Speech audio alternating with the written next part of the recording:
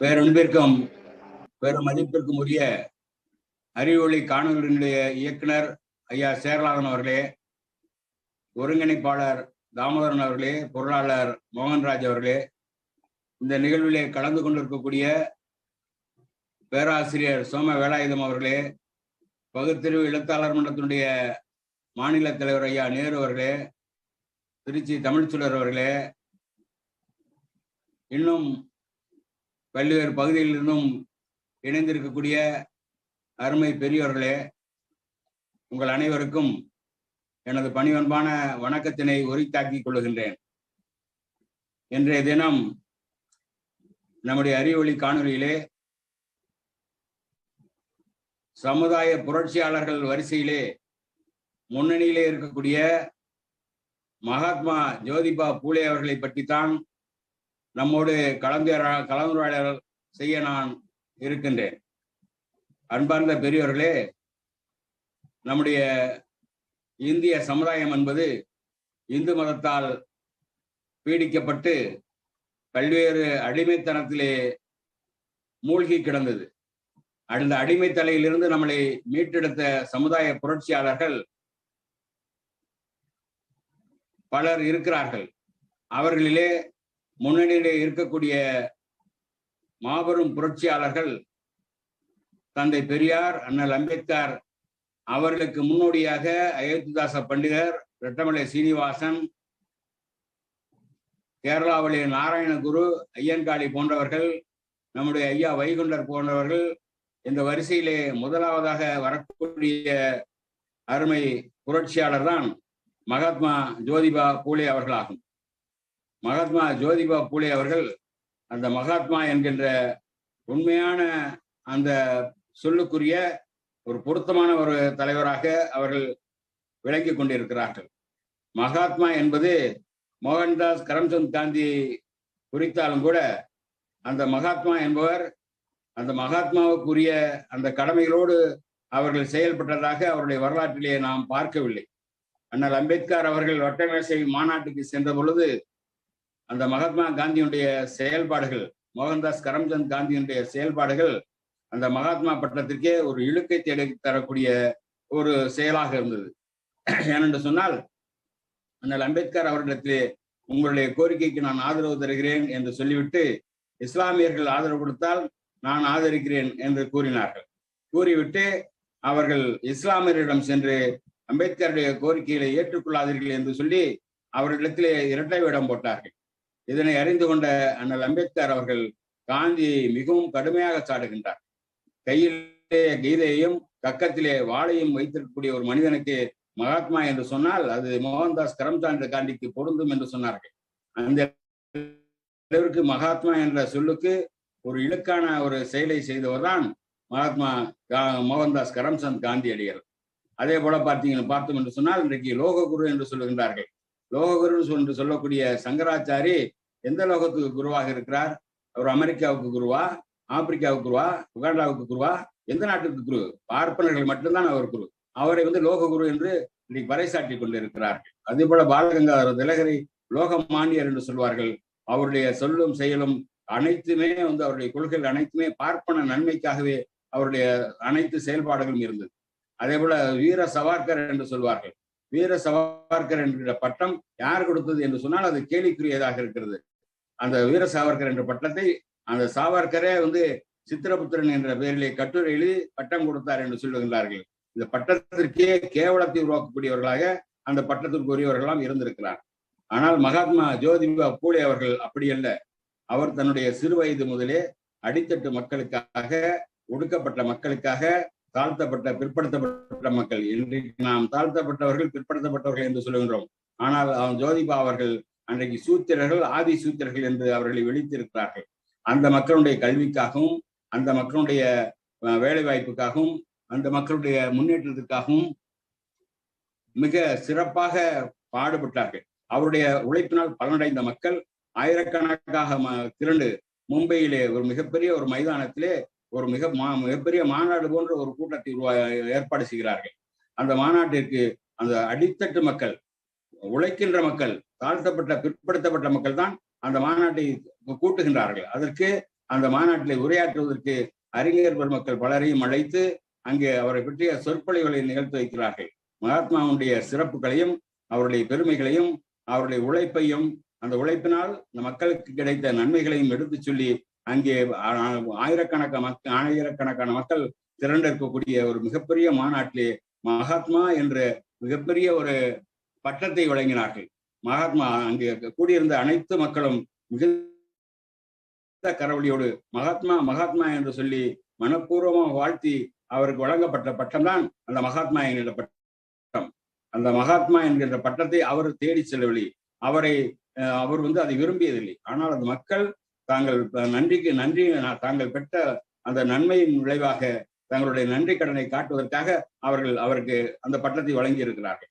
எப்படி தந்தை பெரியார் அவர்களுக்கு பெண்கள் எல்லாம் ஒன்று கூடி தந்தை பெரியாருடைய கொள்கையினால் அவருடைய உழைப்பினால் பலன் பெற்ற பெண்கள் எல்லாம் பெரியார் என்ற பட்டத்தை வழங்கினார்களோ, அதே போல மகாத்மா ஜோதிபா பூலே அவர்களுக்கும் மகாத்மா என்கின்ற அந்த பட்டத்தை வழங்கி அந்த மகிழ்ச்சி அடைந்தார்கள், பெருமை அடைந்தார்கள். அந்த பெருமை அந்த மகாத்மா என்கிற பட்டத்தினால் ஜோதிராவுக்கு பெருமை இல்லையோ, அந்த மகாத்மா என்கின்ற அந்த சொல்லுக்கு அது பெருமைக்குரியதாக அமைந்திருக்கிறது என்பதிலே எந்த விதமான ஐயப்பாடும் கிடையாது.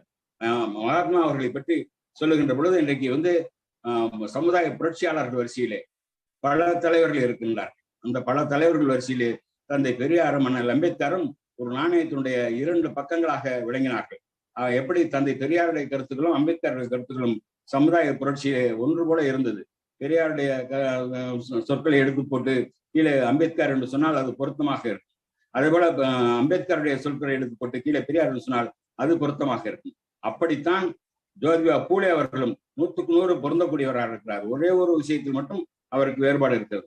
இன்னைக்கு எல்லாரும் சொல்லுவார்கள், பல பேர் சொல்லுவார்கள், அயோத்திதாச பண்டிதர் தான் பெரியாருக்கு முன்னோடி என்றெல்லாம் சொல்வார்கள். அயோத்திதாசருடைய கருத்துக்களைத்தான் பெரியார் எடுத்துக்கொண்டார் என்றெல்லாம் சொல்வார்கள். அது அவ்வளவு முற்றிலும் சரியானது கிடையாது. அயோத்திதாசருடைய செயல்பாடுகளிலே ஒரு குறிப்பாக திராவிடர் கழகம் என்கின்ற பெயரை முதல் அவர் தான் வைத்தார். திராவிட மகாஜன சபை என்கின்ற அந்த ஒரு அமைப்பு உருவாக்கினார்கள். இப்படித்தான் ஒரு சில விஷயங்களிலே அம்பேத்கர் பெரியாருக்கும் அயோத்திதாச பண்டிதருக்கும் ஒற்றுமை இருக்கிறது தவிர அனைத்து கொள்கைகளும் இருவருக்கும் அந்த ஒத்த கருத்துக்கள் என்பது கிடையாது. ஆனால் எப்படி அம்பேத்கருடைய கருத்தும் பெரியாருடைய கருத்தும் ஒரே நேர்கோட்டில் அமைந்திருக்கிறதோ அப்படித்தான் ஜோதிபா பூலே அவருடைய கருத்துக்களும் பெரியாருடைய கருத்துக்களும் அமைந்திருக்கிறது. பூலே அவர்கள் பெரியாருக்கு கிட்டத்தட்ட ஒரு 50 ஆண்டுகளுக்கு 52 ஆண்டுகள் மூத்தவர். 1827 பிறந்திருக்கிறார். ஜோதிபா பூலே அவர்களை பெரியார் அவர்கள் அறிந்திருக்க வாய்ப்பில்லை. அவருடைய கருத்துக்கள் எல்லாம் மராட்டிய மொழியில் எழுதப்பட்டிருக்கும். அந்த கருத்துக்களை அவர்கள் படித்து தெரிந்து கொள்ளக்கூடிய வாய்ப்பு இல்லை. இருந்தாலும் கூட சிந்தனை என்பது ஒன்று போல இருக்கிறது. அம்பேத்கருடைய சிந்தனையும் பெரியாருடைய சிந்தனையும் எப்படி ஒன்று போல இருக்கிறதோ அதுபோல இந்த சமுதாயத்தை நன்றாக உணர்ந்தவர்கள், சமுதாய மருத்துவர்கள் அவர்கள். இந்த சமுதாயத்திற்கு என்ன நோய் இருக்கிறதோ அந்த நோயை சரியாக கண்டுபிடித்து அதற்கு சரியான தீர்வை சொன்னவர்கள் ஜோதிபா பூலே அவர்களும் அண்ணல் அம்பேத்கர் அவர்களும் தந்தை பெரியார் அவர்கள். அதனால்தான் அவருடைய கருத்துக்களெல்லாம் ஒரே நேர்கோட்டிலே அமைந்திருக்கிறது. பெரியார் அவர்கள் அந்த இந்து மதத்தினுடைய மூட சடங்குகளை எப்படி எதிர்த்தார்களோ, அந்த மக்களுடைய அந்த நம்பிக்கைகளை எப்படி மக்கள் பின்பற்றக்கூடிய அந்த கடவுள், மதம், சாஸ்திரம், புராணம், இதிகாசம் இவற்றினால் அவர்கள் அடிமைப்பட்டு கிடக்கிறார்கள் என்று பெரியார் கருதி அதையெல்லாம் ஒழிக்க வேண்டும் நினைத்தார்களோ, அதே போல ஜோதிபா பூலே அவர்களும் அந்த சாஸ்திரங்களின் மீது தாக்குதல் தொடுத்தார்கள். அவதாரங்களின் மீது அவர்கள் தாக்குதல் தொடுத்தார்கள். அவதாரம் என்று சொல்லக்கூடிய பரசுராமன், ராமன், இப்படி வாமன அவதாரம், இந்த அவதாரங்களை எல்லாம் அவர்கள் தோலுரித்து காட்டியிருக்கிறார். தந்தை பெரியார் அவர்களும் அந்த மாதிரி அவதாரங்களை தோலுரித்து காட்டியிருக்கிறார்கள். பெரியார் அவர்கள் கேட்பார்கள், இத்தனை அவதாரங்கள் எடுத்த கடவுள் ஏன் இன்றைக்கு அவதாரம் எடுத்து வரவில்லை என்று கேட்டார்கள். அதே போல ஜோதிபா பூலே அவர்கள் கேட்கின்றார், இன்னைக்கு பரசுராமன் சத்திரியர்கள் ஒழித்தான் என்று சொல்லுகின்றீர்கள், அவன் இன்னைக்கு உயிரோடு வாழ்வதாக சொல்லிக் கொண்டிருக்கிறீர்கள், அவன் இருப்பது உண்மையானால் இன்றைக்கு வர சொல்ல வேண்டியது தானே என்று கேள்வி கேட்டவர் ஜோதிபா பூலே அவர்கள். இப்படி அந்த அவதாரத்தை அடித்து நொறுக்கியவர் ஜோதிபா பூலே அவர்கள். அதே போல வாமன அவதாரத்தை பற்றி அந்த அப்படியே சல்லியா நொறுக்கிறார். வாமனன் என்பவன் எவ்வளவு பெரிய பித்தலாட்டக்காரன், ஒரு பார்ப்பான், உள்ள பார்ப்பான், மிகச்சிறந்த புகழ்மிக்க ஒரு ஆட்சியை நடத்திய மகாபலி என்கின்ற அந்த மன்னரை ஒழித்து கட்டுவதற்காக சூழ்ச்சி செய்கிறான். அவன் 2 வழியில அவனை ஒழிச்சு கட்டுறதா கதை புராணம் இருக்கிறது என்று சொல்லி அதுல சொல்லுகின்றார். ஒரு குள்ள பார்ப்பான் மன்னரிடத்திலே 3 அடி நிலம் கேட்கிறான். அந்த 3 அடியிலே 3 அடிதானே என்று அந்த மன்னன் அதை வழங்கிய பிறகு உடனே விஸ்வரூபம் எடுத்து வானத்துக்கும் பூமிக்குமாக ஒரு அடியையும் சொர்க்கத்தை ஒரு அடியையும் அளந்துவிட்டு 3வது அடி வைப்பதற்கு இடமில்லை என்று சொல்லி அவனுடைய தலையில வைத்து காலை வைத்து அழுத்தினான், பூமிக்குள்ள போய்விட்டான் என்று சொல்லி கதை விட்டு இருக்கிறார்களே, இது எவ்வளவு பெரிய அயோக்கியத்தனம்! ஒரு சிறப்புக்குரிய புகழ்பெற்ற மன்னனை ஒழிப்பதற்கு பார்ப்பனர்கள் செய்திருக்கக்கூடிய சூழ்ச்சி என்பதனை அங்கே மகாத்மா பூலே அவர்கள் தன்னுடைய நூல்களிலே தன்னுடைய பேச்சுக்களிலே பல இடங்களிலே அவர்கள் குறிப்பிட்டு சொல்லி இருக்கின்றார்கள். எனவே பெரியாரும் அதே போல பல்வேறு அவதாரங்களை ராம அவதாரத்தை தோலெடுத்து காட்டியிருக்கிறார்கள், நரசிம்ம அவதாரத்தை தோலெடுத்து காட்டியிருக்கின்றார்கள், அதே போல இரணியனை தோலெடுத்து காட்டியிருக்கிறார்கள். அந்த இரணியனுடைய அந்த ஆட்சியை ஒழிக்க வந்த நரசிம்மனை தோலெடுத்து காட்டியிருக்கின்றார். அதே போல நரகாசுரனை ஒழிக்க வந்த கிருஷ்ண பரமாத்மாவை தோலெடுத்து காட்டியிருக்கின்றார். எப்படி அந்த மகாபாலி மன்னனை கொண்டாட வேண்டும் என்று சொல்லி மகாத்மா பூலே அவர்கள் சொல்லுகின்றார்களோ, அதுபோல பெரியார் அவர்களும் ஆரிய திராவிட போரிலே நரகாசுரன் என்கின்ற திராவிடனை ஆரியன் அழித்து விட்டான், அதனால அந்த நரகாசுரனை நாம் கொண்டாட வேண்டும் என்று சொல்லி தந்தை பெரியார் அவர்கள் சொன்னார். எனவே பெரியாருக்கும் அம்பேத்கர் அந்த மகாத்மா பூலே அவர்களுக்கும் நிறைய ஒற்றுமைகள் இருக்கின்றன. அவர் சொல்லுகின்றார், அந்த பூலே அவர்கள் சொல்லுகின்றார் பாருங்க, ஒரு சில இதை மட்டும் நான் சொல்றேன்.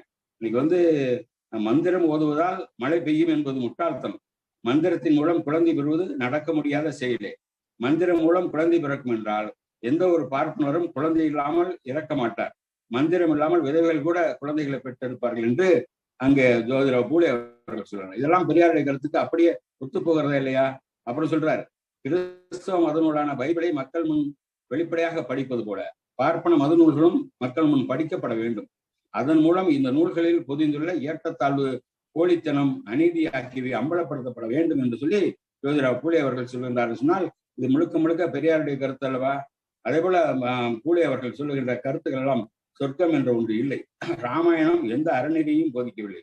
ராமன், கிருஷ்ணன் ஆகிய இருவரின் நடத்தைகளும் கடவுள் என்ற தன்மைக்கு பொருத்தம் இல்லாதவை. பைபிள் அனைவருக்கும் சொந்தமானது, குர்ஆன் அனைவருக்கும் சொந்தமானது. ஆனால் இந்து மத வேதங்கள் அனைவருக்கும் சொந்தம் இல்லை. சோதிடத்திற்கும் மனிதனின் எதிர்காலத்திற்கும் எந்த தொடர்பும் இல்லை. மகன் பிறந்தால் அடையும் மகிழ்ச்சி போலவே மகள் பிறந்தாலும் அடைய வேண்டும் கீழான் அது என்று சொல்றார். அது போல அவர் சொல்லக்கூடிய இன்னொரு கருத்து என்னன்னு சொன்னா, மக்கள் கீழான இழிவான வேலைகளை ஈடுபட வேண்டாம் என்று சொல்றார். இது தந்தை பெரியார் அவர்கள் பல இடங்களிலே சுட்டி காட்டுகிறார். அப்ப அந்த உழைக்கும் மக்கள் நடத்தக்கூடிய மாநாடுகளில், குறிப்பாக சலவை தொழிலாளர் மாநாடு, மீனவர் மாநாடு, செருப்பு தைக்கக்கூடியவர் மாநாடு, இது மாதிரி மாநாடுகளை தந்தை பெரியார் அவர்கள் கலந்து கொண்டிருக்கிறார். கலந்து கொண்டு நீங்கள் செய்யக்கூடிய தொழில் சிறப்பான தொழில் என்று சொன்னால் அதன் ஏன் மற்றவர்கள் போற்ற மறுக்கிறார்கள். ஒரு சலவை தொழிலாளராக இருந்தால் நீங்கள் செய்யக்கூடிய தொழிலுக்கு என்ன மரியாதை, உங்களை என்ன மாதிரி பொதுமக்கள் மதிக்கிறாங்க? உன்னை ஏகாலிங்கிறான், வண்ணாங்கிறான், வண்ணார பயிலேங்கிறான். இதெல்லாம் உனக்கு தேவையா? இந்த அவமானம் உனக்கு தேவையா? சென்ற ஆண்டு 5 ரூபா கொடுத்து இந்த ஆண்டு 10 ரூபா கொடுக்குறான்னா வருமானம் வேணா குடும்பம் தவிர உங்களுடைய தன்மானம் அங்கே இழக்கப்படுகிறது. எனவே இது போன்ற கீழான வேலைகளை நீங்கள் செய்யாதீர்கள் என்று சொல்லி ஒவ்வொரு சாதி மாநாட்டிலும் கலந்து கொண்டு தந்தை பெரியார் அவர்கள் உரையாற்றி இருக்கின்றார்கள். அதே போல ஜோதிபா பூலே அவர்களும் பல இடங்களிலே அந்த மாதிரி மக்களுக்கு உங்களுடைய கீழான இழிவான வேலைகளை நீங்கள் ஈடுபட வேண்டாம் என்று சொல்லுகின்றார். அதே போல அவர்கள் சொல்லுகின்ற ஒரு எல்லா கருத்துக்களும் பெரியாருடைய சிந்தனையை ஒட்டியே வரக்கூடியதாகும். பார்ப்பனர்கள் சாதி அமைப்பை ஏற்படுத்தி அதில் தங்களை இம்மண்ணுலக கடவுளாக இருமாப்போடு உயர்த்தி கொண்டார்கள்.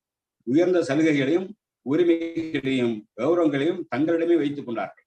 மனிதர்களில் பொதுவான உரிமைகள் கூட சூத்திரர்களுக்கு மறுக்கப்பட்டது. சூத்திரர்களையும் ஆதி சூத்திரர்களையும் வேதம் படிக்காதபடி தடை விதித்தார்கள் என்று சொல்லி பூலே அவர்கள் அங்கே தன்னுடைய ஒரு நூலிலே வலியுறுத்துகின்றார். இது தந்தை பெரியார் அவர்கள். இது சூத்திரர்கள், ஆதி சூத்திரர்கள். அங்கே பெரியார் அவர்கள் சூத்திரர்களையும் பஞ்சமர்கள் என்று சொன்னார்கள். ஆனால் பூலே அவர்கள் ஆதி சூத்திரர்கள் என்று சொல்லி இருவரும் ஒன்றுதான் என்ற அடிப்படையிலே அவர்கள் அதை சொல்லுகின்றார்.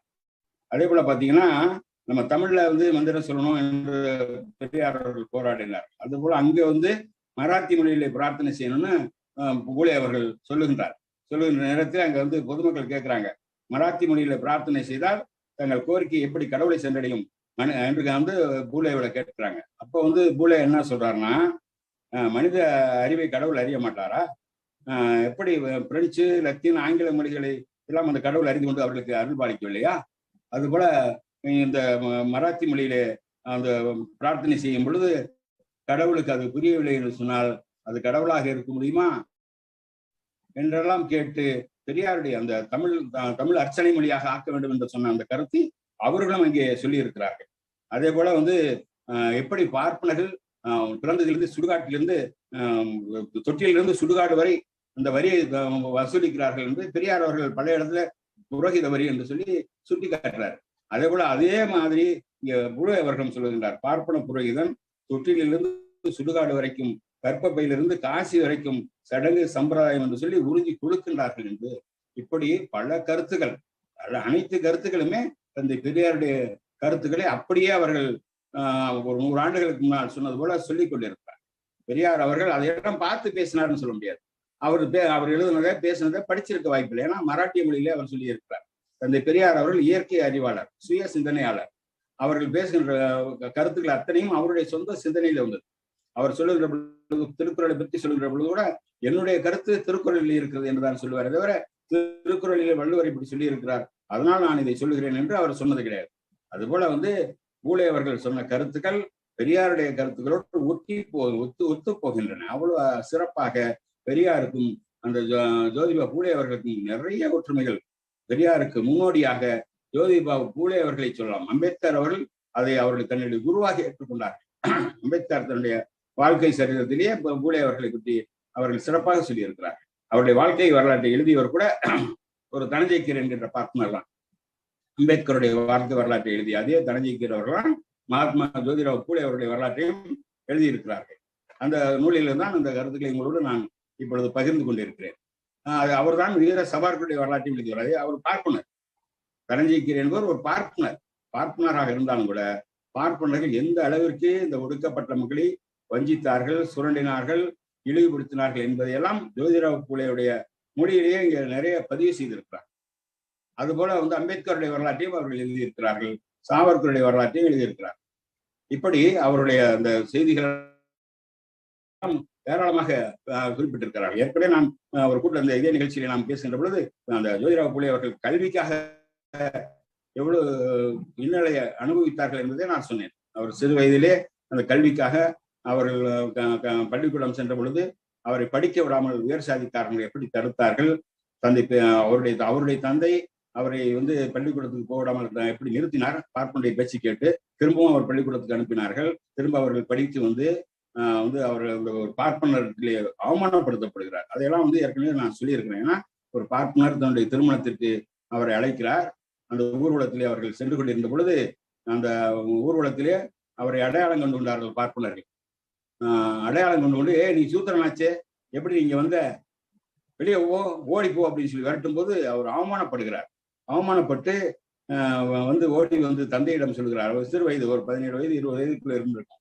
அப்போ தந்தையிடம் சொல்கிறார், அப்பா இந்த மாதிரி நான் ஒரு திருமணத்துக்கு போனேன், என்னுடைய நண்பன் தான் என்னை அழைத்திருந்தான், நான் போனேன், ஆனா இங்க பார்ப்பனர்களாம் என்னை இப்படி விரட்டி விட்டார்கள், எனக்கு அவமானமாக இருக்குதுன்னு சொன்ன பொழுது அவருடைய தந்தை சொல்லுகிறார், இது என்னப்பா சாதாரண விஷயம், நீ தப்பிச்சு வந்துட்ட, ரொம்ப பெரிய விஷயம்ப்பா. இதே மாதிரி இதுக்கு முன்னே நடந்திருந்தா என்ன செஞ்சிருப்பாங்க தெரியுமா பேசுவா பார்ப்பனர்கள், அவர்கள் எல்லாம் யானை காலிலே போட்டு உன்னை கொண்டு இருப்பார்கள், அப்படி கொல்லாமல் உன்னை விட்டு விட்டார்கள் என்று சொன்னால் அது பார்ப்பனுடைய கருணையை காட்டுகிறது என்று அவர்கள் சொன்னதாக அந்த வரலாற்றிலே பதிவு செய்யப்பட்டிருக்கிறது. எவ்வளவு கொடுமை!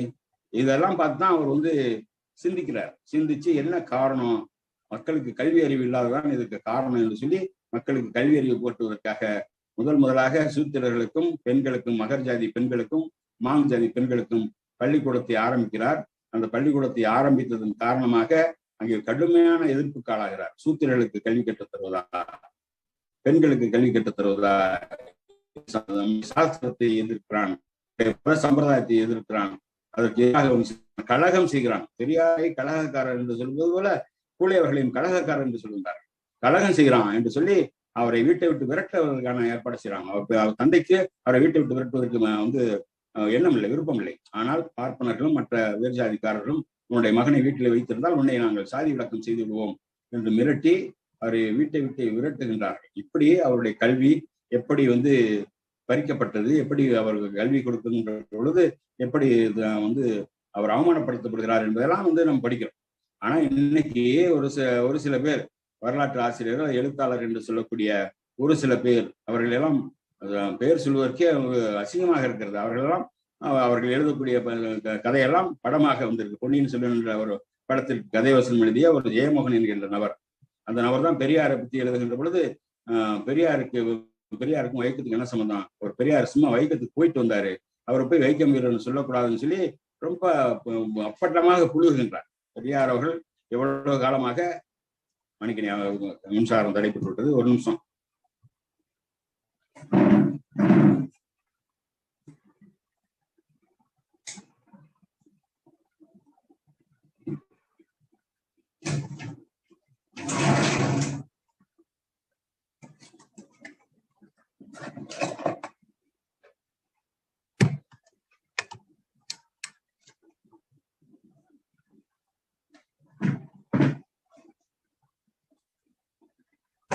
மணிக்கணியா தெரியுதுங்களா ஐயா? ஐயா கேக்குதுங்களா? கேக்குதுங்க, பேசுங்க ஐயா. பேசுங்க கேக்குது. இந்த மாதிரி ஜெயமோகன் அவர்கள் ஒரு செய்தியை படிச்சேன். என்ன எழுதிருக்கிறான்னா, பார்ப்பனர்கள் சூத்திர மக்களுக்கு கல்வியை கற்றுத் தருவதை எதிர்த்தார்கள் என்பது அசட்டுத்தனம் சொல்றான். எவ்வளவு பெரிய பித்தலாட்டம்! எந்த வரலாற்றை படிச்சுட்டு இந்த ஆளு சொல்றான்? பார்ப்பனரான தனஞ்சய கீர் எழுதியிருக்கிறார் இந்த ஜோதிராவ் பூலே வரலாற்றை. அதே தனஞ்சய கீர் தான் அம்பேத்கர் வரலாற்றையும் எழுதியிருக்கிறார். இந்த 2 வரலாற்றை படிச்சாலே இந்த பார்ப்பனர்கள் எவ்வளவு இடையூறுகளை நம்முடைய மக்களுக்கு செய்திருக்கிறார்கள் கல்வியிலே என்பதை நாம் புரிந்து கொள்ள முடியும். அந்த அளவிற்கு அயோக்கியத்தனமாக அந்த அப்படிப்பட்ட ஜெயமோகன் போன்றவர்கள் எழுதுகின்றார் என்று சொன்னால் அதற்கெல்லாம் பதிலடியாக இந்த வரலாற்றை படிங்க. முதல்ல ஜெயமோகன் அவர்களே, நான் உங்களுக்கு பகிரங்கமா சொல்றேன், யாராவது வந்து அந்த நபருக்கு அனுப்பிவிங்க. நீங்க எப்படி பார்ப்பனர்கள் நம்முடைய சூத்திரருடைய கல்விக்கு எதிராக இருந்தார்கள், தடையாக இருந்தார்கள் என்பதை இந்த நூலை படித்து நீங்கள் தெரிந்து கொள்ளலாம். அந்த அளவிற்கு இதுல அந்த செய்திகள் எல்லாம் ஏராளமாக ஆதாரங்களோடு இங்கே குறிப்பிட்டிருக்கிறார். இப்படிப்பட்ட வரலாற்றுக்கு சொந்தக்காரர் தான் மகாத்மா ஜோதிபா பூலே அவர்கள். இவர்கள் சூத்திர மக்களுக்காகவும் பெண்களுக்காகவும் கல்வி கற்பிப்பதற்கு தன்னுடைய துணைவியாரான சாவித்திரிபாய் பூலே அவர்களுக்கு கற்றுக் கொடுத்து அவரையும் ஆசிரியராக்கி இருப்பார். அவர் ஆசிரியராக இருந்து பல பேருக்கு கல்வியை போதித்திருக்கிறார்கள். அப்படி கல்வியை கொடுத்ததன் விளைவாக அவர்கள் சமுதாயத்திலே புறக்கணிக்கப்பட்டிருந்தாலும் பின்னர் அவர்கள் பிரிட்டிஷ் அரசாங்கத்தால் பாராட்டப்பட்டார்கள். பிரிட்டிஷ் அரசாங்கத்தால் பாராட்டியதை கூட அன்றைக்கு இருந்த பார்ப்பனர்கள் ஏற்றுக்கொள்ளவில்லை. இவருக்கு அரசாங்கம் இவ்வளவு பெரிய கௌரவம் கொடுக்க வேண்டிய அவசியம் இல்லை என்றுலாம் சொல்லியிருக்காங்க. இப்படி அந்த சூத்திரர்களுக்கான கல்வி எப்படி பார்ப்பனர்களால் தடுக்கப்பட்டது, சூத்திரர்கள் படித்தால் நாக்கை அறுக்கணும், காதில் ஈயத்த காட்சி ஊத்தணுங்கிற சட்டமெல்லாம் இருந்திருக்கு. ஏன்னா பேஸ்வா காலம் அது. பேஸ்வாக்கள் சிவாஜிக்கு பிறகு மராத்தியத்தை கைப்பற்றி முழுக்க அந்த மனு தர்மத்தை சட்டமாக்கி ஆட்சி செய்திருக்கிறார். இப்படிப்பட்ட நிலையில தான் அவருடைய வாழ்க்கை தொடர்ந்தது. ஏன்னா ஏற்கனவே இதெல்லாம் நான் சொல்லி இருக்கிறதுனால நம்முடைய தோழர்கள் ஏற்கனவே அதெல்லாம் கேட்டிருப்பீங்க. அதனால மீண்டும் அதை சொல்லணுங்கிற அவசியம் இல்லை. அடுத்து அதுல அவர் செய்த மிகப்பெரிய புரட்சி, இன்னொரு புரட்சி என்ன என்று சொன்னால், விதவைகளுக்கான ஒரு மறுவாழ்வு இல்லத்தை துவக்கினார். விதவைகள் என்பவர்கள் எப்படிப்பட்ட கொடுமைகளுக்கு ஆளானார்கள் என்பதை நாம் சொல்லி தெரிய வேண்டிய அவசியம் இல்லை. ஏன்னா கணவன் இறந்து விட்டால் அந்த பெண்ணை சிதையில தூக்கி போடுவது, எரித்து கொள்ளுவது என்கின்ற கொடிய வழக்கம் இருந்தது. ராஜாராம் மோகன் ராய் இவர் காலத்திலே வாழ்ந்திருக்கிறார். 1829 அந்த சட்டத்தை பிரிட்டிஷ் அரசாங்கத்தை சொல்லி அந்த உடன்கட்டை ஏறக்கூடிய வழக்கத்தை தடுத்திருக்கிறார். இருந்தாலும் கூட அந்த வழக்கம் நடைமுறையிலே இருந்திருக்குது. ஜோதிபா பூலே காலத்திலே நீண்ட காலமாக நடைமுறையில் இருந்திருக்கு. 1854 ஒரு செயல் அப்படி நடக்குது.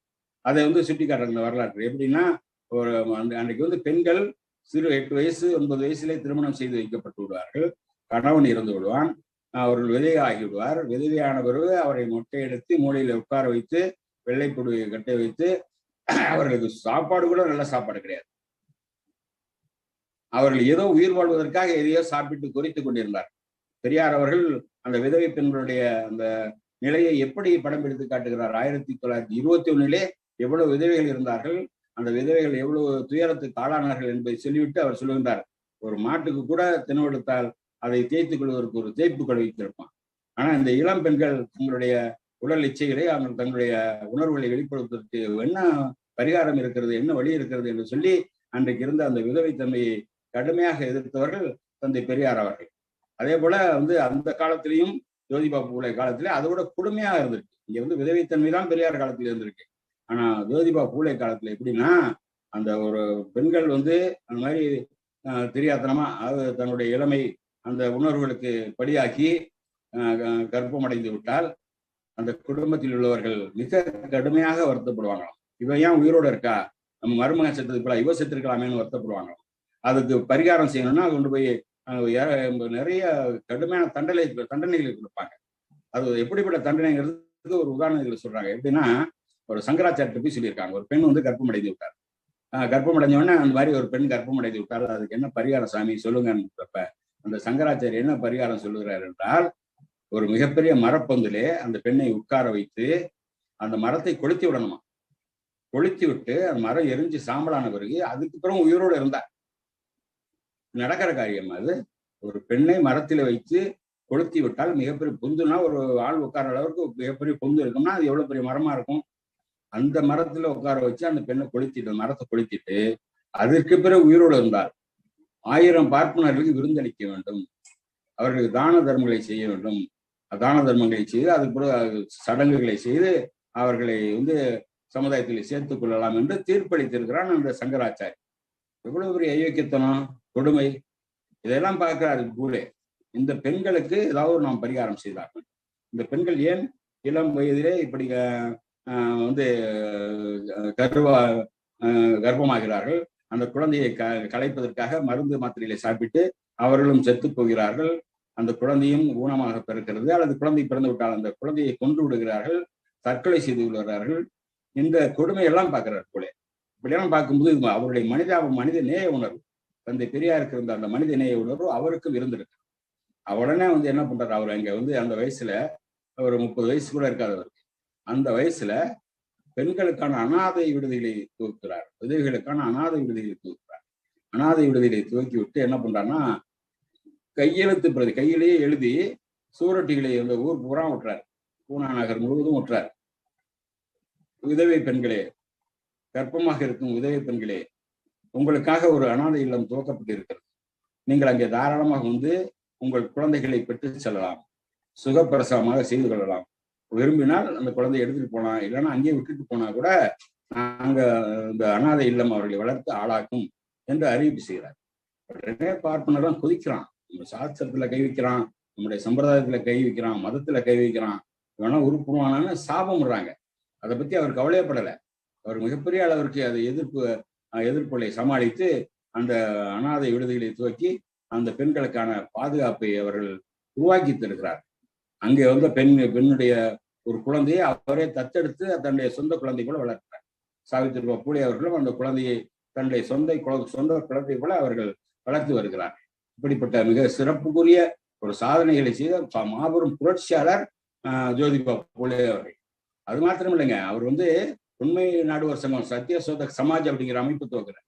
இந்த சத்யசோதக் சமாஜ் என்கின்ற அமைப்பு என்பது அந்த மக்களுடைய மூட நம்பிக்கைகளை அந்த ஒழித்து கட்டணும், மக்களுடைய கல்வி அறிவை மக்களுக்கு கல்வி அறிவை ஓட்டணும், அவர்கள் மத்தியில் இருக்கக்கூடிய ஜாதி மத அந்த வேறுபாடுகளை ஒழித்து கட்டணும் என்று சொல்லி தந்தை பெரியார் அவர்கள் என்னென்ன திட்டங்களை எல்லாம் இந்த மக்களுக்காக, ஒடுக்கப்பட்ட மக்களுக்காக அறிவித்தார்களோ அத்தனை திட்டங்களையும் அவரும் அறிவிச்சு அந்த மக்களுக்காக பாடுபட வேண்டும் என்பதை தன்னுடைய வாழ்நாளிலே அதை செயல்படுத்தி கொண்டிருக்கிறார்.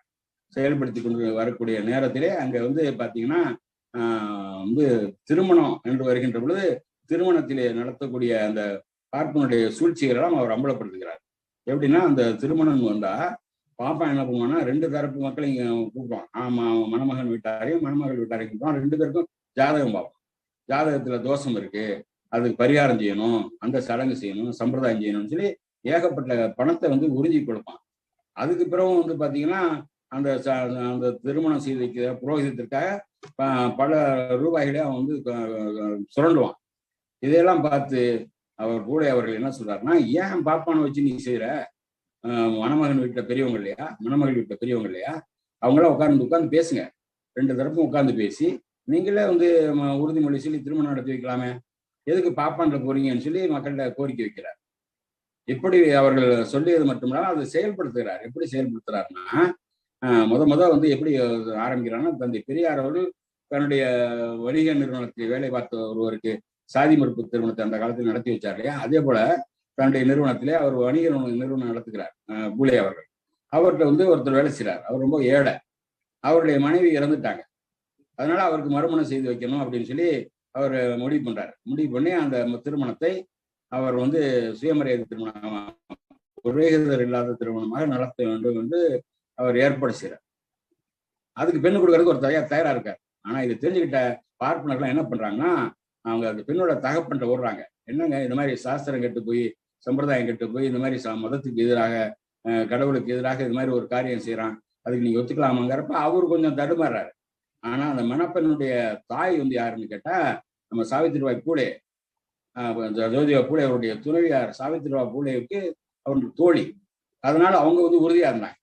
அதனால பூலே அவர்கள் அந்த திருமணத்தை பெரியாரை போலவே உறுதிமொழி சொல்லி, அவர் இந்த மந்திரத்தினுடைய அந்த ஆபாசத்தெல்லாம் விலக்கி காட்டுறார்.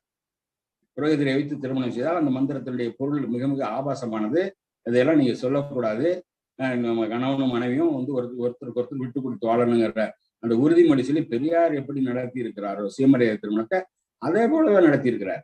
அற்புதமா அதை நினைச்சு பார்க்கும்போது அந்த ஒற்றுமை பெரியாருக்கும் பூலே அவர்களுக்கு எவ்வளவு பெரிய ஒற்றுமை இருக்கிறது என்று எண்ணி பார்க்கின்ற பொழுது வியப்பாக இருக்கிறது. அந்த திருமணத்தை சிறப்பாக நடத்தினார். அந்த திருமணத்துக்கு வந்திருந்த அங்க பல பேர் வந்து அந்த மணமக்களை வாழ்த்தி பேசியிருக்கிறாங்க, அன்பளிப்புகளை நிறைய கொடுத்துருக்கிறாங்க. இது ஒண்ணு. அப்புறம் அதே ஊர்ல இன்னொரு தோழருக்கு ஒரு திருமணம். அந்த திருமணம் வந்து இது வேற விளம்பரம் செய்யப்படுது. புரோகிதர் இல்லாம திருமணம் செய்ய போறோம்னு சொல்லி விளம்பரம் செய்யறாங்க. ஆனா என்ன பண்றான், பாப்பான் போய் அந்த மாப்பிள்ளையே போய் மிரட்டுறான்.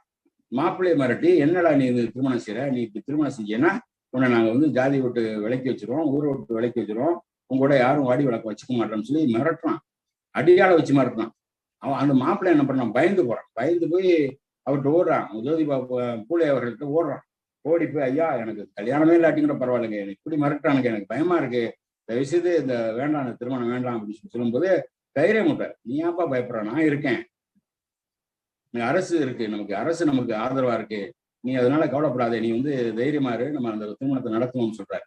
அவன் சொல்றான், அரசு அதிகாரிகள் பூரா பாப்பானா தானே இருக்கான், நம்ம அது மாதிரி செஞ்சா எப்படி வந்து நமக்கு ஆதரவா இருப்பான் நம்முடைய செயலுக்கு அப்படின்னு சொல்லும்போது அவர் சொல்றாரு, இல்ல பாப்பான் மட்டும் அங்க வந்து அதிகாரியா இல்ல, நேர்மையான ஆங்கிலேய அதிகாரிகள் இருக்காங்க, அவங்களுக்கு நம்ம ஆதரவா இருப்பாங்கன்னு சொல்லி அவனுக்கு தைரியம் ஊட்டி கடைசி நேரத்துல அந்த மணமகனை கடத்திட்டு போறதுக்கெல்லாம் முயற்சி பண்ணியிருக்கான். பெரியாருடைய வாழ்க்கை வரலாற்றுலயே அந்த மாதிரி செயலெல்லாம் இருக்கு. ஒரு திருமணத்துல மணமகனை கடத்திட்டு போற மாதிரி எல்லாம் ஒரு செயலா இருந்து அவரை பாதுகாத்து திருமணம் செஞ்சு வச்சிருக்கிறார். அதே போல பூலே அவர்களும் அந்த மணமகனை காப்பாற்றி அப்படியே அந்த திருமணத்தை நடத்தி வச்சிருக்கிறார். அந்த திருமணம் வந்து அந்த நாடு, அந்த மகாராஷ்டிரா முழுவதும் பேசப்பட்டு இருக்கிறது. இந்த திருமணங்களால அன்னைக்கு வந்து பார்ப்பனரும் நல்லாதரும் அப்படியே பிரிஞ்சுட்டாங்க. அந்த பூலே அவருடைய அந்த தன்னலமற்ற சேவைக்காக அவர் பின்னால் ஏராளமான மக்கள் திரண்டு இருக்கிறார். அதே போல பாத்தீங்கன்னா ஒரு நாவிதருடைய திருமணம், அந்த திருமணத்தை நடத்தி வைக்க போறாரு. நாவிதர்கள் நம்முடைய இயக்க வரலாற்றில் எப்படி நமக்கு இயக்க வளர்ச்சிக்கு உதவினார்கள் என்பதை நாம் நன்றாக அறிந்திருக்கு. எப்படின்னா, நம்ம வந்து நம்முடைய தலைவர்களாம், ஆசிரியர் போன்றவர்கள், கலைஞர் போன்றவர்களாம் வெளியூருக்கு சுற்றுப்பயணம் செய்கின்ற பொழுது கூட்டம் முடித்து விட்டு அந்த சலூன் கடையில தான் தங்குவாங்க. அங்க சலூன் கடையில நம்முடைய குடியரசு பத்திரிகை இருக்கும், விடுதலை பத்திரிகை இருக்கும். அதை படித்து பல பேர் வந்து இயக்கத்திற்கு வந்திருக்கிறார்கள் என்ற அந்த செய்திகளெல்லாம் நம்ம வரலாற்றெல்லாம் நாம் படிக்கிறோம். அது போல வந்து பூலே அவருடைய அந்த வரலாற்றிலேயும் அந்த நாவிதர்கள் அதுக்கு மிகப்பெரிய உறுதுணையாக இருந்திருக்காங்க. அந்த வகையில ஒரு பூனாவிலேயே போய் நடத்துறாரு, ஒரு நாவிதருடைய திருமணத்தை நடத்தி வைக்க போறாரு. அப்போ வந்து அங்க வந்து என்ன பண்றான், கூலிக்கு ஆள் பிடிக்கிறான். பார்ப்பனர்களாம் கூலிக்கு ஆள் பிடிச்சு வந்து அந்த திருமணத்தை தடுக்கிறதுக்கு என்னென்ன தொல்லை பண்ணுமோ அத்தனையும் பண்ணியிருக்கான். ஆனா வந்து பூலே அவருடைய தொண்டர்களும் அந்த ஊரை சேர்ந்த மக்களும் அடித்து விரட்டிட்டாங்க. அப்ப அந்த இளைஞர் பண்ணதுனால நாவிதர்கள்லாம் என்ன பண்றாங்க, ஒரு முடிவு எடுக்கிறாங்க. பார்ப்பனர்கள் இவ்வளவு தொல்லை கொடுக்குறீங்க, உங்களுக்கு நாங்க சவரம் பண்ண மாட்டோம் போடா அப்படின்றாங்க. பார்ப்பனர்களுக்கு இப்படி ஒவ்வொருத்தரும் அதை வந்து பூலே அவர்களே ஒரு இடத்துல சுட்டி காட்டார், இந்த நீங்க எல்லாம் கீழான வேலையெல்லாம் நீங்க செய்யாதீங்க அப்படின்னு சொல்றாரு. அது போல அந்த கீழே அந்த உனக்கே நான் சவரம் பண்ணணும், உனக்கு சவரம் பண்றதுனால என்ன நீ இழிவா பாக்குற, உனக்கு நான் சவரம் பண்ண முடியாது போ, அதனாலதான் என்ன வந்து நீ தொல்லை பண்ற அப்படின்னு சொல்லி சவரம் பண்ண முடியாதுன்னு சொல்றான். பாப்பானா எப்படி இருப்பான், காட்டு மிராடி மாதிரி தெரிஞ்சிருக்கான். அப்புறம் அவனுக்கு வேற வழி இல்லாம அவனே சவரத்தை தூக்கிட்டு போறான். சவரப்பைய தோல்ல தொங்க விட்டுக்கிட்டு கத்தி எடுத்துக்கிட்டு போய் ஒருத்தன் இவன் அவன் வீட்டுல போய் அவனுக்கு சவரம் பண்றது, அவன் இவனுக்கு சவரம் பண்றது, இப்படி தெரிஞ்சிருக்காங்க. அப்போ வந்து ஒரு பத்திரிகைகளோட கேள்வி எழுதுறதாக இந்த செய்தி இதுல வந்து எழுதியிருக்கிறார் தந்தைக்கு. எப்படின்னா ஒரு பத்திரிகையில, அதாவது பார்ப்பனர்கள் பொருத்தமான தொழிலை தாங்கள தேர்ந்தெடுக்கிறீங்க, சிறப்பான தொழில் அது, இந்த தொழிலை நீங்க தொடர்ந்து செய்யுங்க, ஏன்னா புரோகிதத்தின் மூலமாவும் உங்களுக்கு வருமானம் இருக்கு, இதன் மூலமாவும் உங்களுக்கு வருமானம் இருக்கும், நீங்க தாராளமா நீங்க பண்ணிக்கீங்க அப்படி சொல்லும்போது அதெல்லாம் வந்து ரொம்ப வெட்கப்படுறான்.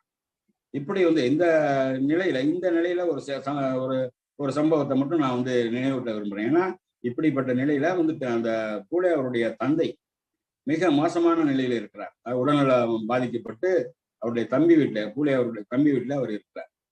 பூலே அவர்களே அவர் வீட்டை விட்டு போன்னு சொன்னா கூட அந்த பாசம் குறையாம மகனுங்கிற அந்த மரியாதையோடு பாசத்தோடு இருக்கிறாங்க. பூலே அவர்கள் தந்தை உடல்நலம் குறைவாக இருக்கிறத பார்த்து போய் பார்க்க போறார். பார்க்க போகும்போது அவர் என்ன சொல்றாரு, தம்பி என்னப்பா திருமணம் ஆகி எத்தனை வருஷம் ஆச்சு, உங்க 2 பேருக்கும் குழந்தை இல்லையே, நீங்க இன்னொரு திருமணம் பண்ணிக்கப்பா அப்படின்னு சொல்றாரு. அவர் மறுக்கிறார், எனக்கு எதுக்குப்பா திருமணம், வேண்டாம்னு சொல்றாரு. ஆனா அவர் என்ன பண்றாரு வந்து அவருடைய மாமனார், பூலே அவருடைய மாமனார்கிட்ட சொல்லி வலியுறுத்துறாரு. அதுக்கும் அவர் மறுக்கிறாரு. மறுத்துட்டு என்ன சொல்றாருன்னா, நீ ஒரு குழந்தை இல்லைன்னு சொன்னா ஒரு தம்பதிக்கு அந்த பெண்ணை வந்து மலடின்னு சொல்லி ஒதுக்கி வைக்கிறீங்க, கணவனுக்கு வந்து இன்னொரு திருமணம் செஞ்சு வைக்கிறீங்க. அதே போல குழந்தையின்மைக்கு பெண்ணு மட்டுமா காரணமா இருப்பா, ஆணும் காரணமா இருப்பான்ல. இப்ப அவனுக்கு வந்து குறை இருக்குன்னா அந்த பெண்ணுக்கு வந்து இன்னொரு திருமணம் செய்ய வைக்க எந்த ஆணாவது முன் வருவானா? எதுக்கு அந்த மாதிரி நீங்க வந்து ஒரு ஆணுக்கு மட்டும் திருமணம் செஞ்சு வைக்க முன் வரீங்கன்னு சொல்லி அதை மறுத்து விட்டுகிறார். ஆனால் வந்து கொஞ்ச நாள் அந்த கவலையிலேயே அவருடைய தந்தை இறந்து விடுவதாக இதில் சொல்றார். தந்தை இறந்து விட்டார். இறந்து விட்ட பிறகு அவர் வந்து பூலே அவர்கள் தந்தையுடைய அந்த இறப்பை எப்படி வந்து செஞ்சிருக்கிறாருன்னா, இந்த புரோகித சடங்கு எதுவும் இல்லாம, புரோகிதர்களே கிட்டத்துல வரக்கூடாது, அந்த மாதிரி புரோகித சடங்கு எல்லாம் பகுத்தறிவு முறைப்படி அந்த உடலை அடக்கம் செய்தார் என்று இதுல பதிவு செஞ்சிருக்காங்க. பகுத்தறிவு முறைப்படி எப்படி அன்னை நாகமியாரை பெரியார் அவர்கள் அடக்கம் செய்தார்களோ அதுபோல பகுத்தறிவு முறைப்படி எந்த சடங்கும் இல்லாமல் அவருடைய உடலை அடக்கம் செய்திருக்கிறார்கள். அதுபோல அவருடைய நினைவு நாளில் கூட எல்லாரும் என்ன பண்ணுவான், பாப்பானுக்கு விருந்து வைப்பான். பாப்பான் கேட்கிற தட்சணையை கொடுப்பான். அவன் கேட்குற அந்த சடங்கு சொல்ற சடங்கெல்லாம் செஞ்சு ஆயிரக்கணக்கில் செலவு பண்ணுவாங்க. ஆனா வந்து பூலே அவர்கள் பார்ப்பனர்களை அழைக்காமல் பொதுமக்களை அழைத்து, ஏழை எளியவர்களை அழைத்து அவர்களுக்கு விருந்து போட்டு சாப்பாடு போட்டு அவங்களை மகிழ்வித்திருக்கிறார். அதே போல மாணவர்களுக்கு புத்தகங்களை, நோட்டுகளை வாங்கி கொடுத்திருக்கிறார். இப்படி ஒரு சிறப்பான ஒரு நிகழ்ச்சியாக அதை வந்து அவர் செய்திருக்கிறார். இப்படி வந்து அவருடைய வாழ்க்கையில் நடந்த சம்பவம். அதே போல அந்த புரோகித மறுப்பு திருமணங்கிறது மிகப்பெரிய ஒரு பிரளயத்தை ஏற்படுத்தி இருக்கிறது. மராட்டியத்தை பார்ப்பனர் அல்லாதவர் என்று பிரிப்பதற்கு ஒரு மிகப்பெரிய சூழ்ச்சி நடந்திருக்கு. அதுவும் பிரிந்து இருக்கிறாங்க. மிகப்பெரிய ஒரு ஊழலுக்கு ஆதரவாகவும் எதிர்ப்பாகவும் பார்ப்பனருடைய சூழ்ச்சியால் பார்ப்பனருக்கு ஆதரவாகவும் மிகப்பெரிய ஒரு அங்க வந்து ஒரு கலவரம் மாதிரி நடந்திருக்கு. அதுல என்ன பண்றான், பாப்பானா சேர்ந்து ஒரு வழக்கு போறான். வழக்கு போய் என்ன பண்றான், நீ புரோகிதர் இல்லாம நீ திருமணம் செய்யல, நீ பண்ணிக்க, ஆனா எனக்கு நீ தட்சணை கொடுக்கணும். பாப்பானுக்கு எல்லா இடத்துலயும் அவனுக்கு தட்சணை வரணும். எது யார் எக்கடு கிட்ட போனாலும் பரவாயில்ல, நான் வந்து வேலை செய்யாட்டியும் பரவாயில்ல, எனக்கு கூலியை கொடுத்துரு அப்படின்னு சொல்லி வழக்கு போடுறான். வழக்கு போட பாத்தீங்கன்னா அந்த வழக்கை விசாரித்த நீதிபதி யாருன்னு சொன்னா மகாதேவ் கோவிந்த ரானடே, எம்ஜி ரானடே, ஏற்கனவே அவரை பத்தி சொன்னேன். அந்த ரானடே வந்து மாவட்ட நீதிமன்ற நீதிபதியா இருக்கார். அவர் வந்து ஆமான்னு சொல்றாருங்க. புரோகிதர் கேட்கிற கோரிக்கை நியாயம்தான், அவர் எப்படி பொழப்பாரு, எப்படி சாப்பிடுவாரு, அதனால அந்த புரோகிதருக்குரிய கட்டணத்தை நீங்க கொடுக்கணும் அப்படின்னு சொல்லி தீர்ப்பு சொல்றோம். இந்த ரானடே வந்து சமூக சீர்திருத்தவாதி என்று பெயர் எடுத்தவர். இந்த ரானடையை வந்து ஜோதிபா பூலே அவர்கள் அம்பலப்படுத்துகிறார். இது போன்ற அவங்க எல்லாம் வந்து பார்ப்பனர்கள். அவங்க பார்ப்பனர்கள் அந்த பார்ப்பன சம்பிரதாயத்தை விட்டு கொடுக்காம சீர்திருத்தம் பண்ணியிருக்காங்க. அவருடைய சீர்திருத்தம் எல்லாமே வந்து பாத்தீங்கன்னா பார்ப்பன ஜாதிகளையும் முடிஞ்சிருக்கு. பார்ப்பன ஜாதியில் உள்ள குழந்தைகளுக்கு திருமணம் செய்யக்கூடாது, பார்ப்பன ஜாதியில் உள்ள விதைகளுக்கு மறுமணம் செய்யணும் அப்படின்னு. அந்த குழந்தை திருமணத்தை கூட எப்படி வந்து அவன் எல்லாம் வந்து கையாண்டிருக்கான், அந்த விதவை திருமணத்தை எப்படி கையாண்டிருக்கான்னா சாஸ்திரப்படிதான். சாஸ்திரத்துல இந்த மாதிரி இருக்கு, அதனால குழந்தை திருமணம் செய்யக்கூடாது. சங்கராச்சாரி கூட தெய்வத்தின் குரல்ல அந்த வரலாற்றை எழுதுறாரு. சீர்திருத்தவாதிகள் இப்படி எல்லாம் வந்து கோரிக்கை வைக்கிறாங்க, குழந்தை திருமணம் செய்யறதுக்கு சாஸ்திரத்துல இடமில்லைன்னு சொல்றாங்க. ஆனா இல்ல குழந்தை திருமணம் செய்யணும் அப்படின்னு சொல்லி சாஸ்திரம் சொல்லுதுன்னு சங்கராச்சாரி அதை வந்து ஒரு பதிவா வந்து தெய்வத்தின் குரல்ல எழுதியிருக்கிறார். அப்படி வந்து அந்த பார்ப்பனர்கள் நானடை போன்றவர்கள் போலித்தனமாக இருந்திருக்காங்க. அதுல வந்து விதவை திருமணம் செய்யணும், குழந்தை திருமணம் செய்யக்கூடாதுன்னு சொல்றா இல்லையா. பூலே அவர்களுக்கும் அவருக்கும் ஒரு நிகழ்வு நடக்குது. எப்படின்னா, ரானடே அவர்கள் வந்து மாவட்ட நீதிமன்ற நீதிபதியா இருக்காரு. அந்த பிரம்ம சமாஜம் இந்த மாதிரி சமாஜங்களை ஏற்படுத்தி ஒரு நிமிடங்க.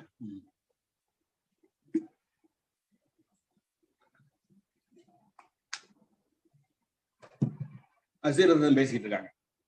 அப்போ வந்து ஜோதிபா பூலே அவர்கள் அவர்களை பேசிட்டு இருக்கும்போது அவருக்கு ஒரு தங்கை இருக்கிறாங்க. ராணடேக்கு ஒரு தங்கை உதவி ஆயிட்டா. அப்ப சொல்றாரு, நல்ல ஒரு வாய்ப்பு ராணடே, நீங்க வந்து சீர்திருத்தவாதி என்பதற்கு நிரூபிப்பதற்கு ஒரு நல்ல வாய்ப்பு. உங்க தங்கைக்கு வந்து நீங்க திருமணம் செஞ்சு வச்சிருங்க, உதவி திருமணம் செஞ்சு வச்சிருங்க அப்படின்னு சொல்லும்போது உடனே ஷாக் ஆகுறாங்க. அதிர்ச்சி அடைஞ்சு, ஐயோ முடியாது, எங்க அப்பா அதை ஒத்துக்க மாட்டாரு, எங்களை வந்து எல்லாரும் சேர்ந்து ஜாதி விளக்கம் பண்ணி வைக்கிறாங்க அப்படின்னு சொல்லும்போது பூலே அவர்கள் சொல்றாங்க, நீ எல்லாம் சமூக சீர்திருத்தவாதின்னு சொல்லி நடிக்காத, எதுக்கு உனக்குலாம் அந்த முகமூடி, சீர்திருத்தவாதி என்ற முகமூடி அப்படின்னு சொல்லி அப்படியே காரி உமிழ்றாரு. அப்புறம் என்ன பண்றான், அந்த ராணலே அவனுடைய மனைவி இறந்து போகுது. 32 வயசுல அவன் மனைவி இறந்து போகுது. உடனே அவன் என்ன பண்றான், 16 வயசு பொண்ணு திருமணம் செஞ்சான். இப்படி அந்த சீர்திருத்தவாதிகளுடைய முகத்திலேயே கிழித்து எறிந்தவர் வந்து நம்முடைய பூலே அவர்கள். அந்த அவன் வந்து சொல்றான், அந்த புரோகிதருக்கு அந்த திருமணம் செய்யறதுக்கு உரிமை இருக்கு, அவனுக்கு நீ தட்சணை கொடுக்கணும் அப்படின்னு சொல்லும்போது அதை வந்து எதிர்த்து பூலே அவர்கள் வாதிடுகிறார். பல நீதிமன்றங்கள் அவனுக்கு அதை அப்பீல கூட வந்து அவன் சொன்னது சரிதான் அப்படின்னு சொல்லி அது வந்து அவனுக்கு சாதகமா தீர்ப்பு சொல்றாங்க. புரோகிதருக்கு தட்சணை கொடுக்கணும்னு. சென்னை நீதிமன்றத்துல கூட ஒரு வழக்கு வந்ததாக இந்த இதுல பதிவு செய்யறாரு. என்ன சொல்றாருன்னா, சென்னை நீதிமன்றத்துல அதுக்கு எதிராக தீர்ப்பு சொல்லியிருக்காங்க. அந்த நீதிபதி என்ன சொல்றாருன்னா, இப்படி பாப்பான் வேலை செய்யல, வேலை செய்யாத பாப்பானுக்கு தட்சணை கொடுக்கணும்னு சொல்றீங்க, அது மாதிரி ஒவ்வொருத்தரும் கேட்க ஆரம்பிச்சு என்ன ஆகும்? ஒரு மண்பாண்டல செய்யறாரு ஒரு குயவர், அவர்கிட்ட நீ மண்பாண்டல வாங்கல, வேற ஒருத்தர் வாங்குற, நீ யார்கிட்ட வாங்கினாலும் எனக்குரிய காசை கொடுக்குறேன்னு கேட்டா கொடுக்க முடியுமா?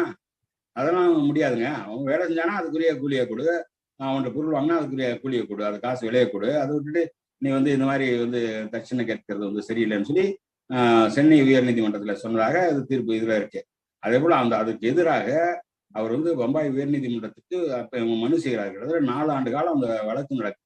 4 ஆண்டு காலம் வழக்கு நடந்து அவர் வந்து ஆங்கிலேய வழக்கறிஞர்களை தான் நம்பி இருக்கிறார். இந்தியாவில் உள்ள வழக்கறிஞர்கள் பார்ப்பனர்கள் அன்னைக்கு நிறைய வழக்கறிஞர் இருப்பாங்க.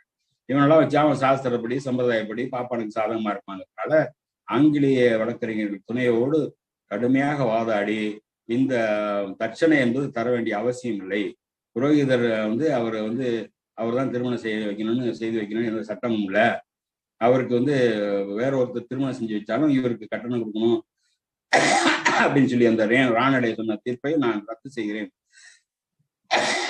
என்று பம்பாய் உயர் நீதிமன்றம் தள்ளுபடி செய்தது. இப்போ 1882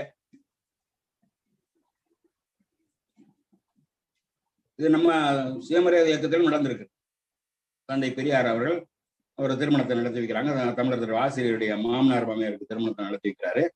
இது 1953 54 சுயமரியாதை திருமணம் செல்லாத சட்டம் கொண்டு வரான்.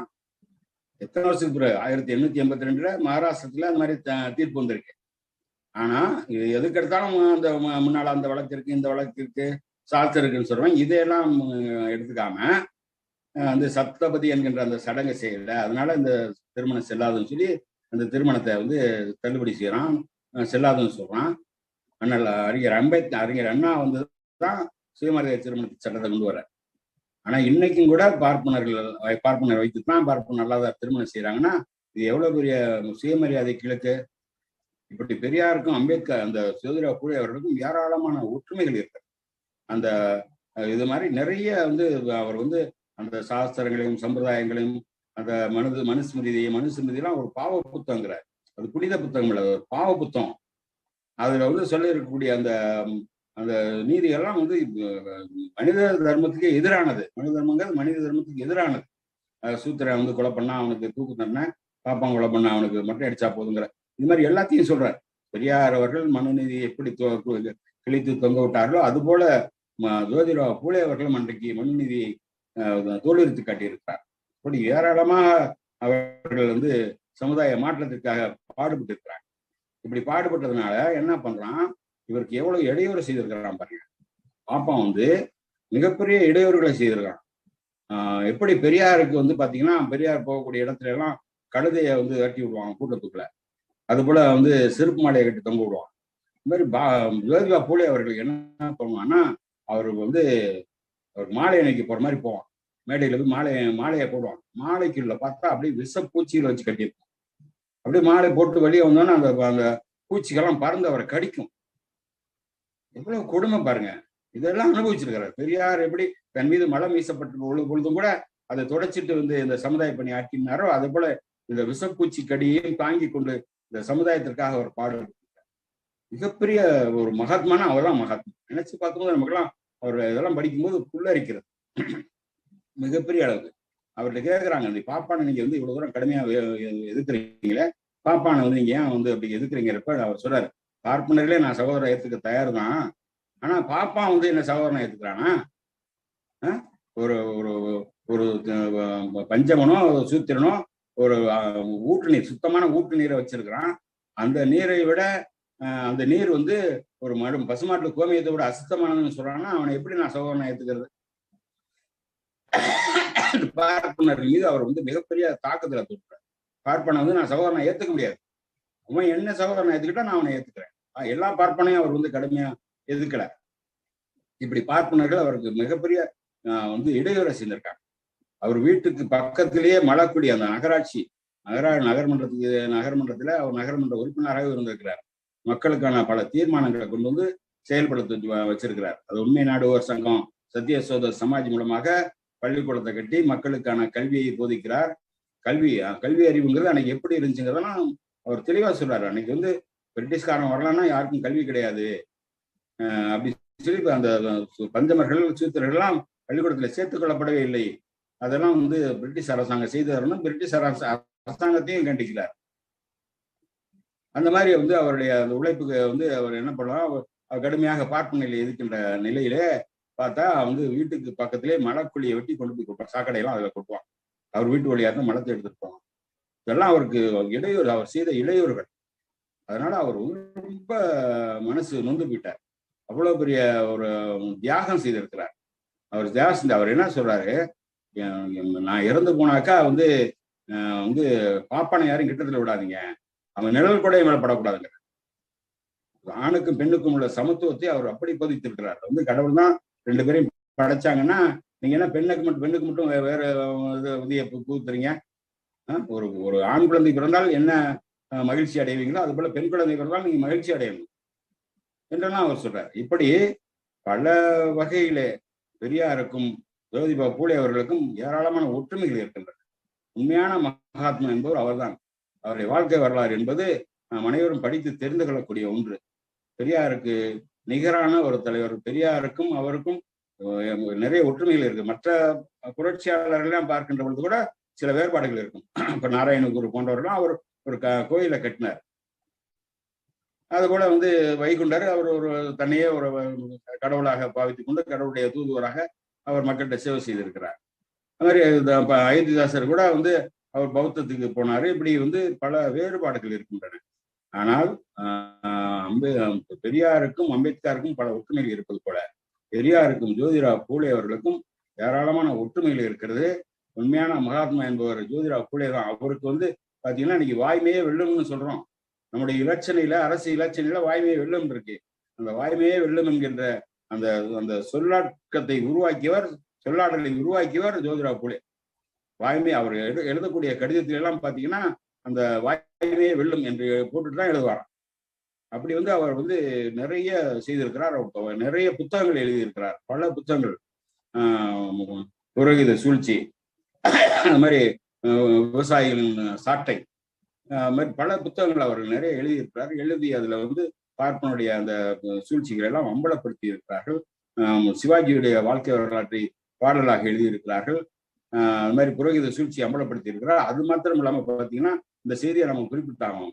ஏன்னு கேட்டா இன்றைக்கு பெரியார் அவர்கள் இந்த 19ஆம் நூற்றாண்டிலே நம்முடைய பார்ப்பன அல்லாத மக்களுக்கு அந்த இடஒதுக்கீடு வேண்டும், அனைத்து சாதி மக்களுக்கும் அரசு பதவிகளில் ஒதுக்கீடு வேண்டும் என்று கேட்டதை அவர் 100 ஆண்டுகளுக்கு முன்னாலேயே அவர் அம்பேத்கர் பெரியாருக்கு 50 ஆண்டுகள் 60 ஆண்டுகளுக்கு முன்னதாகவே மராட்டியத்துல அந்த கோரிக்கை வச்சிருக்கிறார். ஏன்னு கேட்டா அன்னைக்கு அரசு அதிகாரிகளாக இருந்தோம்னா பார்ப்பனர்கள் அரசு அதிகாரிகளாக இருந்து கொண்டு பார்ப்பன அல்லாத மக்களுக்கு ஏராளமான ஒரு கெடுதல்களை செய்து கொண்டிருக்கிறார். ஒரு விவசாயி ஒரு விண்ணப்பம் போடுறான்னா அங்க அதிகாரிகள் அதெல்லாம் முழுசா படிச்சு சொல்வதில்லை. நீதிமன்றத்துல எல்லாம் அவங்களுடைய ஆதிக்கம், காவல்துறையில அவங்களுடைய ஆதிக்கம், வருவாய்த்துறையில அவங்களுடைய ஆதிக்கம். இந்த இதெல்லாம் பார்த்துட்டு இந்த அவரவர் மக்கள் அனைத்து மக்களுக்கும் பிரதிநிதித்துவம் அரசு வேலையில என்ற பெரியாருடைய கோரிக்கைகள் அத்தனையும் அவர் ஏற்று செயல்படுத்தியிருப்பார். வகுப்புவாரி உரிமை, புரோகித மறுப்பு, சுயமரியாதை திருமணம், இந்த மாதிரி விதவைகள் மறுமணம், இப்படி அந்த புரோகிதத்துடைய சூழ்ச்சிகள் எல்லாத்தையும் அமலப்படுத்தி இருக்கிறார். கல்விக்காக அவர் ஏராளமாக பாடுபட்டு இருக்கிறார். இப்படி ஏராளமாக பாடுபட்ட ஜோதிபா பூலே அவர்கள் அவருக்கு மாரடைப்பு ஏற்படுகிறது, உடல்நலக்குறைவு ஏற்பட்டு அந்த அவருடைய மரணம் என்பது 1890 அவர் மரணம் அடைந்து வருகிறார். அவருடைய அமைப்பு இந்த அளவுக்கு வீரியமா இருக்குதான்னு தெரியல, அங்க மராட்டியத்தில் உள்ளவங்க தான் சொல்லணும். ஆனா அதனுடைய 100ஆண்டு விழாவெல்லாம் இன்னைக்கு கொண்டாடி இருக்கிறாங்க. அந்த அமைப்பை சேர்ந்தவர்கள் இன்றைக்கும் இருக்கிறார்கள். தந்தை பெரியாருக்கு பிறகு நம்முடைய இயக்கம் வீர்கொண்டு தமிழர் தலைவர் அவர்கள் தலைமையிலே செயல்படுவது கூட அந்த இயக்கம் செயல்படுகிறதா என்று தெரியவில்லை. மராட்டியத்தை சேர்ந்தவர்கள் அதனை நமக்கு விளக்க வேண்டும். அங்கே இருக்கக்கூடிய ஐயா மும்பை கணேசன் போன்றவர்கள், ஐயா சித்தார்த்தன் போன்றவர்கள், அங்கே குமணராச போன்றவர்கள் இருக்காங்க. அங்கே எப்படி அது இருக்குன்னு சொன்னாங்கன்னா நல்லா இருக்கும். ஏன்னா நம்முடைய தஞ்சை வெள்ளம் நம்முடைய பொறியியல் கல்லூரிக்கு அவருடைய பேத்தி அவர்கள் வந்தார்கள், ஜோதிரா பூலே அவர்களுடைய பேத்தி அவர்கள் வந்தார்கள். அவர்கள் அங்கே அன்றைக்கு உருவாக்கி கொடுத்த அந்த கிணறு, அனைத்து மக்களுக்கும் தண்ணீர் எடுப்பதற்காக கிணறு கட்டி கொடுத்து அனைத்து மக்களையும் எடுக்க வைத்தார் என்று செய்தி படித்தோம். அந்த கிணறு இது நாள் வரை பராமரிக்கப்பட்டு வருகிறது என்று சொன்னால் அவருடைய இயக்கம் உயிர்ப்போடு இருப்பதாக தான் பொருள். அப்படிப்பட்ட ஒரு மாபெரும் புரட்சியாளர், சமுதாய சிந்தனையாளர், சமுதாய விஞ்ஞானி என்று கூட சொல்லலாம், உண்மையான மகாத்மா ஜோதிபா பூலே அவருடைய வாழ்க்கை வரலாற்றை ஒரு சுருக்கமாக சொல்வதற்கு எனக்கு வாய்ப்பளித்த அறிவொளி காணொலிக்கு என்னுடைய நன்றியை தெரிவித்துக் கொள்கிறேன். இதுவரை கேட்ட அறிஞர் பெருமக்களுக்கு என்னுடைய நன்றியை தெரிவித்து என்னுடைய உரையை நிறைவு செய்கிறேன். நன்றி, வணக்கம். வாய்ப்பு இருந்தால் மீண்டும் பல கருத்துக்களை பேசலாம். நன்றி. நன்றி ஐயா.